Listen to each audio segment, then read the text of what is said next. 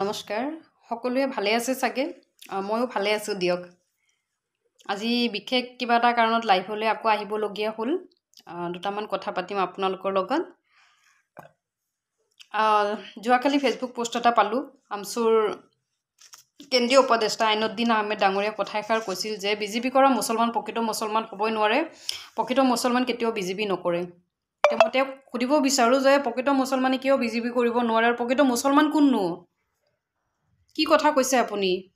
প্ৰকৃত মুছলমান মানে কি আপুনি কি বুজাব বিচাৰিছে কি ক'ব বিচাৰিছে ডাঙৰীয়া বৰ্তমান দিনত বিজেপি চৰকাৰখনে PM কিষাণৰ পৰা লৈ নিযুত মইনা আঁচনিৰ পৰা লৈ ৰেচন কাৰ্ডৰ পৰা লৈ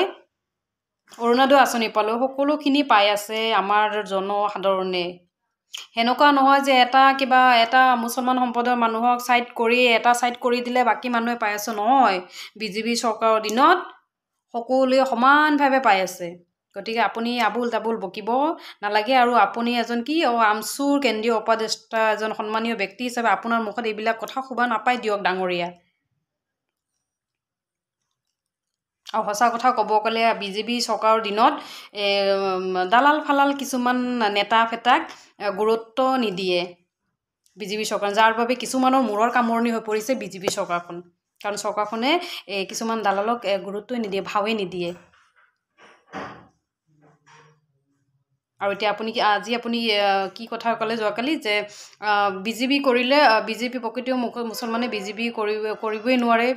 তাৰমানে আপোনাৰ মতে এইটো কথা এষাৰ বুজাব বিচাৰিছে নেকি যে বিজেপি কৰিলে প্ৰকৃত মুছলমান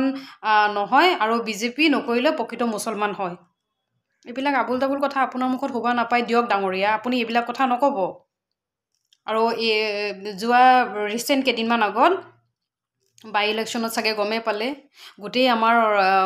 সংখ্যালঘু মানুহ বিশেষকৈ সংখ্যালঘু মানুহবিলাকে দলে বলে আহি বিজেপিমুখী হৈছে আৰু হ'বও অনাগত দিনত গতিকে আপোনাৰ এই আবুল তাবুল কথাই আমাৰ গাত এইবিলাক বেয়া প্ৰভাৱ নপৰে বিজেপি চৰকাৰখনে সমানে সকলোকে সমানভাৱে চাই আছে আৰু চাব গতিকে আপুনি এই আবুল তাবুল বকি সময় লষ্ট নকৰিব দিয়ক ডাঙৰীয়া